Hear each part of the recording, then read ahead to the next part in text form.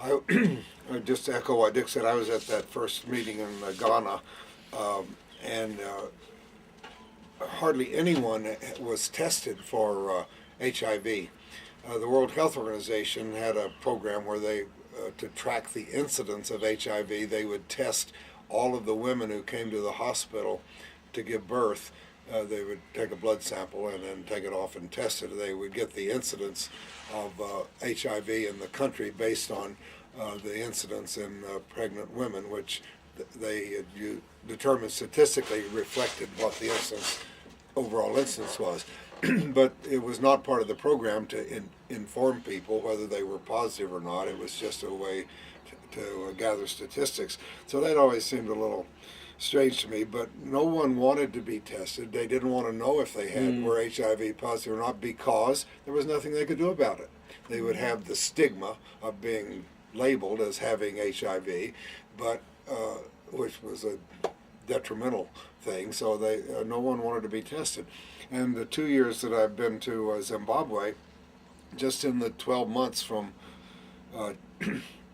2007 to 2008, July 2007, 2008, a huge change. In 2007, we only found one person that we contacted that was on ARVs. No one could afford them.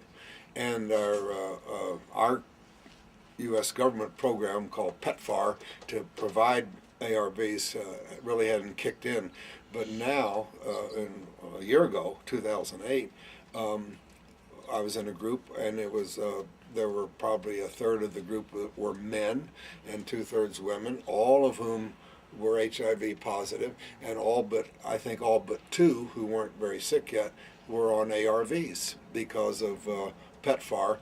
And the big change in our U.S. government program for providing antiretroviral drugs for people who are HIV positive has to do with the cost. The U.S. manufactured drugs still cost about $15,000 a year for the antiretroviral drugs for people in the U.S. that have HIV.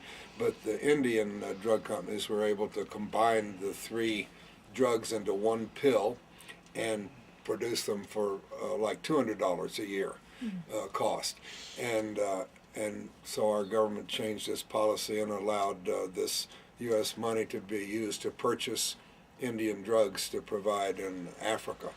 And Dick mentioned being in Accra with the president. I noticed that our President Obama was in Ghana recently giving a speech to the Ghanaian parliament.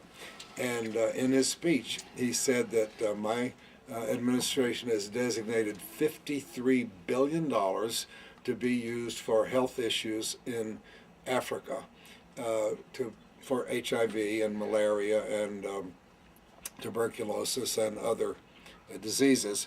So I looked that up on the internet, and indeed, if the current level of money is designated for African medical aid, that over the next 5 years it will total $53 billion, which will be a continuation of the program started by the last administration. So that's a lot of money. Yeah. That'll provide a lot of medical treatment. And of course the Gates Foundation, with Gates money and Buffett money, they're also attacking the same issue of malaria and tuberculosis and HIV.